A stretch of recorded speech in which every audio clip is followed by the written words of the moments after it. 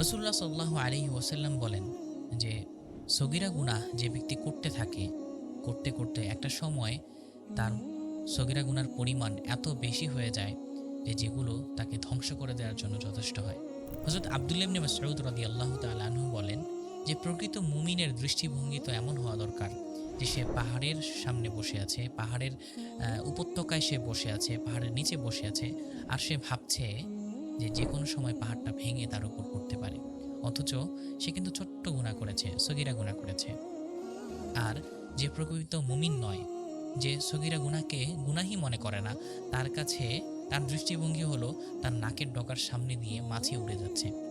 ফুজাইল ইবনে ইয়াজ রাহিমাহুল্লাহ বলেন যে বান্দা যখন কোনো গুনাহকে যতটা ক্ষুদ্র তুচ্ছ মনে করে, আল্লাহর কাছে ওই গুনাহ তত বড় হতে থাকে, তত জঘন্য হতে থাকে। আর বান্দা যখন কোনো গুনাহকে অনেক বড় মনে করে, জঘন্য মনে করে, আল্লাহর কাছে ওই গুনাহটা ততটা ক্ষুদ্র এবং তুচ্ছ হতে থাকে। কিন্তু আশ্চর্যের ব্যাপার হলো, আমরা সগীরা গুনাহগুলোকে তো গুনাহ মনে করিই না, বরং কবিরা গুনাহগুলোকে আমরা এখন ছোট গুনাহ মনে করছি, সগীরা গুনাহ মনে করছি।